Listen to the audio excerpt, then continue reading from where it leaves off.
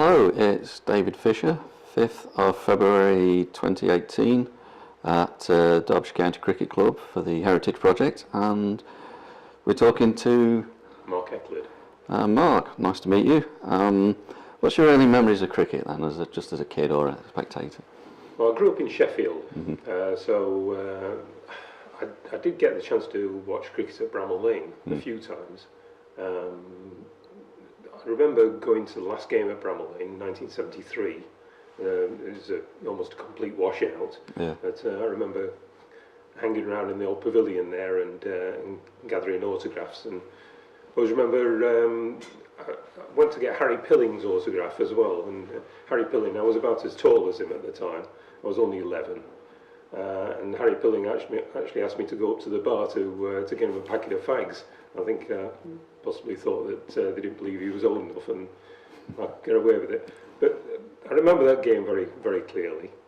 I managed to sneak a patch of Bramall Lane turf to put into our back garden.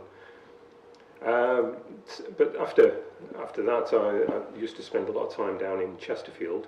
That was only 20 minutes down the road from where I lived. So I'd go and watch a lot of Sunday League games down at Queen's Park. This is when you were still a kid, was it? Still a kid, yeah. We'd either catch the bus or get a lift down with someone. Go and spend the Sunday down there and mess about at Queen's Park. Occasionally Abbeydale, occasionally Headingley, but mostly I would say Queen's Park. Okay. And your early writing, how did that begin? I always wanted to be a journalist. Always, since as far as I can remember. My mother was the editor's secretary at the Sheffield Star, so I was used to pop in and visit her and hang around the newsroom and such, and got the bug for it. So I always was going to be a journalist. It's joining the family business almost. Almost. Yeah. It's Almost. So far back that you can't remember when you ever wanted to do anything else. It was as soon as I realised I was never going to be a player. Yeah. I was never going to be a centre forward for Sheffield United. I was never going to open the batting for Derbyshire or Yorkshire. So that was it. I was going to do the next best thing and write about it. Lucky you. I just made my mind up. I was going to do that. Did you begin as a sports reporter or a general reporter? No, you start out as a general reporter, really. I got my first job at a weekly newspaper in Mexborough in South Yorkshire, called the South Yorkshire Times. Good grounding. It was excellent, especially at the time, because I joined and it was about 3 or 4 months into the miners' strike, and it's pure mining country around there. So bit village, isn't it? Oh, it was very interesting days. So I was mostly a news reporter there, but they knew I was keen on sport, so I used to get roped into covering Mexborough Town Football Club and Dennerby United Football Club and any other sports stories that were knocking about, and kind of got my foot in the door there. You were all too willing to help them out there, and they were all too short of people to allow me to do it as well. So straight in, not straight in rather as a cricket writer, but that developed late. How did that come about? Well, it only came about really when I came down to Derby in 1987. I got the job at the Telegraph. I didn't have the chance to do cricket straight away there because I was the last one in, so I got all the jobs that nobody else wanted to do, basically. I was doing basketball and golf, American football and non-league football and all sorts of things. Also, you at the Telegraph as a sports correspondent? Yes, as a sports writer. I went to Derby as sports writer, and sub-editor as well. But I think it must have been about the mid-90s or such, late 90s, that I was able to do recreational cricket. So I made that a bit of a project. We'd only really been playing at it up to then, but I decided it'd be better if we did a feature match every week and really made more of a show. Thousands of people play cricket every weekend in Derbyshire, so I thought they ought to reflect that in the newspaper. So was this any one of the local league matches, say at Spondon Just or pick one. yeah? Just pick one. The Premier League started up not long after that, so that gave it a bit more kudos, if you like. I used to just pick out what I thought would be a key game for the weekend, do a proper report on it, send a photographer down, get pictures, make a proper show of it, and it went down fairly well. Yeah, who said the readers, the editor?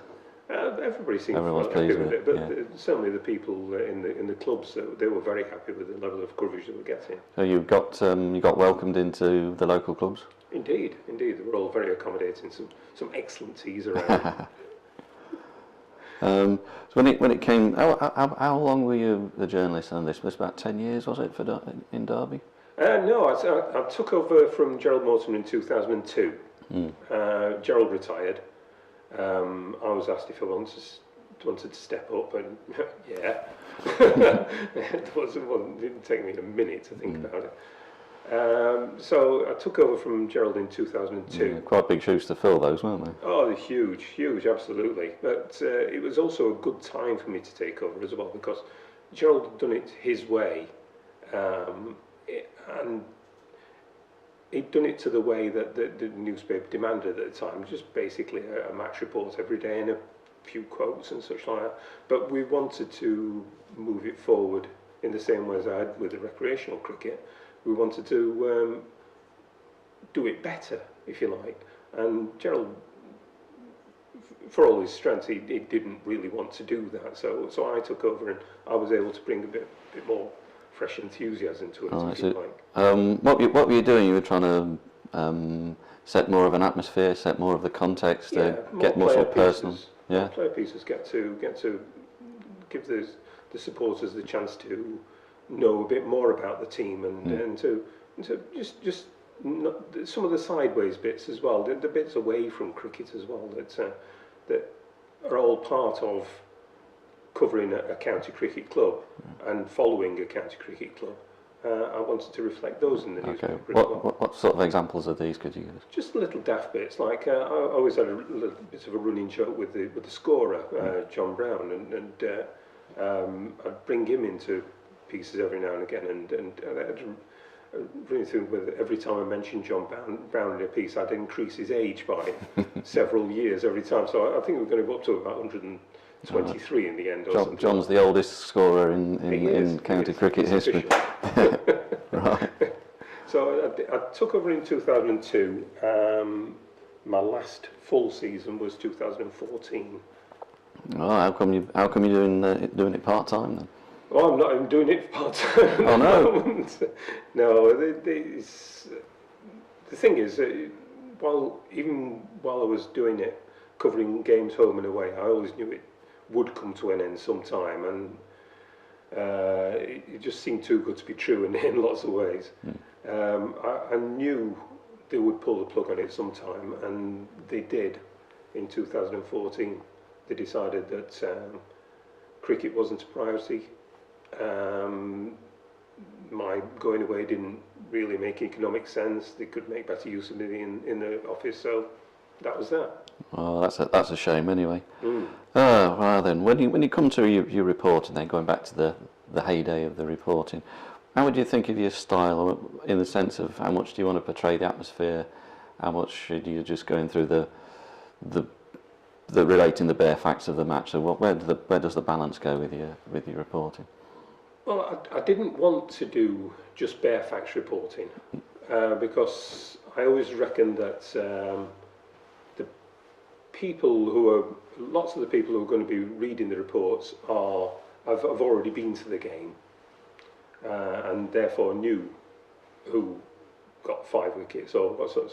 So I wanted it to be about the people who got the 5 wickets and how they got the 5 wickets, and just put some opinion in there as much as anything. I didn't want it to just be, and then so-and-so bowled so-and-so out, and then so-and-so scored 50. That's dull. That's dull. So I wanted it to reflect my thoughts of the day's play, and to the general atmosphere of the day and put it into the context of the season, and always just try and make it like a running story. So this was day 53 of the season rather than day 2 of this particular match. So I think you can only do that when you're covering every day of the season. Yeah, so you can only get away with it that way. that would be how he got his 5 wickets, how hard he had to work for Yeah. them, What he thought about it, what other people thought about it, how the crowd reacted, and how he could have taken 7 if those 2 catches had not gone down, and what he thought about that. And so it's always got to be the wider story. It can't just be the bare facts. You can get the bare facts from looking at the scorecard. Yeah, I suppose so. And who makes those decisions? Was that you? Was that the editor? It was me. Yeah. I was given all the flexibility I could have wished for. And they more or less, just when it came to April, said, right, okay, you go off and do the cricket now. We'll see you in September. That was more or less it. Of course, I'd be in touch with them every day and say, well, this is happening. We've got this coming up. You may need to know about this. I'll be sending through 350 words on this story later. I do that all the time. So, but essentially, from April to September, I was my own boss. When you've when you've got your own boss, do you? And you said you were putting in 350 words. Could you pick your own number of your own length of report, or was that set by the paper? You always have to work with people in the office because you've always got a limited amount of space. Yeah. Working in a newspaper, it's different on the internet now because the internet is infinite, so you can write as much as you like about as many things as you like. But really, you had to have the discipline of working with your colleagues. And yeah. Did you ever think you should get a few more dozen words allowed? Or? No, that's fine. We always worked. Yeah. We always worked pretty close. Good understanding. There's always been a good understanding. There's never been any fights. Ah, good. But trimming it down or editing it yourself, making sure you're not witted on about too much, or you've got to bulk up a little bit more. How do you go about editing before you file a story? It's nature. It's nature. That's the way you're brought up as a professional journalist. You understand the rules.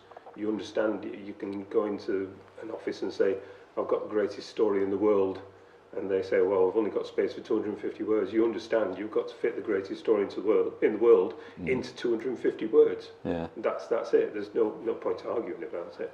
And that was a lot of journalism training to sort of train your mind to make sure you could pick out the important points. Yeah, it's good discipline.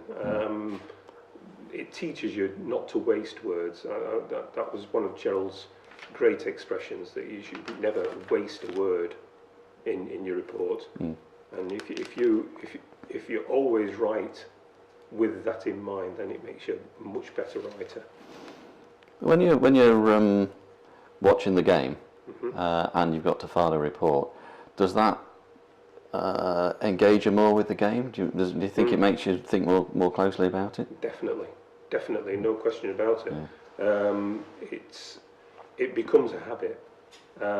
It becomes so that you can't go to watch a game of cricket or a game of football or a game of anything without mentally writing your report as you're watching it. And that just becomes the habit. Yeah. And that's even as just a casual spectator. As a casual spectator, you find yourself an incident happens, you think, well, I would have write this. Does that enhance your enjoyment of the sport, though, or is it just yeah? Yes, because that's what I always wanted to do. In lots of ways, I was doing that before I became a journalist. Anyway, I was rehearsing for the time when I would get the opportunity to do that, and you can't break those habits. Yeah, so it doesn't spoil a game at all. It definitely enhances it because it's just your instinct, your nature now. You find every now and again you've got a phrase rattling around your head that you really want to write down for the. Yes, absolutely. It's frustrating as hell now, I must admit, to not be able to write anymore. It's like having a limb removed. Oh dear, yeah. A bit melodramatic. Let's jump onto a bit more about the Derbyshire cricket. Your memorable matches. Say your first match you reported. The first match was at Cardiff. That was 2002. It was a wonderful start because it was a great game. Cardiff became one of my favourite cities. Still is one of my favourite cities in Britain. And it was enjoyable. It was thoroughly enjoyable. Bit strange to walk onto the ground for the first time, and you're feeling very brand new and trespass. Yeah, and wondered what on earth am I going to do in here? But it was a great game. Dominic Cork took 6 wickets. Simon Jones burst onto the scene. Really. It was an unknown up to there as far as many were concerned, and he took 6 wickets and bowled like the wind. Steve Stubbins scored 100, Dominic Hewson scored 100. I got plenty of people to interview and sit down with, and I got a real taste for it and thought, this is going to be good. Yeah, so they were quite a hospitable bunch then. Well, they would be when they won, I suppose. They were all the time. I can honestly say I'd never had a problem in all the time of covering cricket in Derbyshire. I never had a problem with a player or a coach or a chairman or whatever. You'd have the occasional disagreement, and you'd maybe have a sharp exchange of words every now and again, but it never developed into a bad relationship with anyone. They were always good. Yeah, I think part of the reason for that is I was set out to be honest with them. I would never say one thing to the face and one thing and write another thing in the paper to contradict myself. I would always tell them what I'm going to write, and I would always say it honestly. And even when you're criticising people, players, I think as long as they realise and recognise that you're saying it truthfully, and because that is actually what you think, they respect that. And most players, if you say they had a bad game, you don't go over the top and say he's now become the worst player ever. You say he had a bad game, he made some stupid decisions here, he played a terrible shot to get out. And they'll read it and they'll think, well, I did play a terrible shot to get out. Yeah, but they will be honest enough to think, well, yes, he was right. So that's how you maintain your relationship with the player when it was tough. It was just him being straightforward and honest about it. You've got to. It's all about trust. It's all about trust, I believe. I worked hard to gain everybody's trust by doing the right things. And once you have that trust, then I think you can do a lot more. Right. Well, that's a good start. Thank you very much. We'll probably get round to speaking to you again later. But Mark Eklid, thanks for your time. Thank you.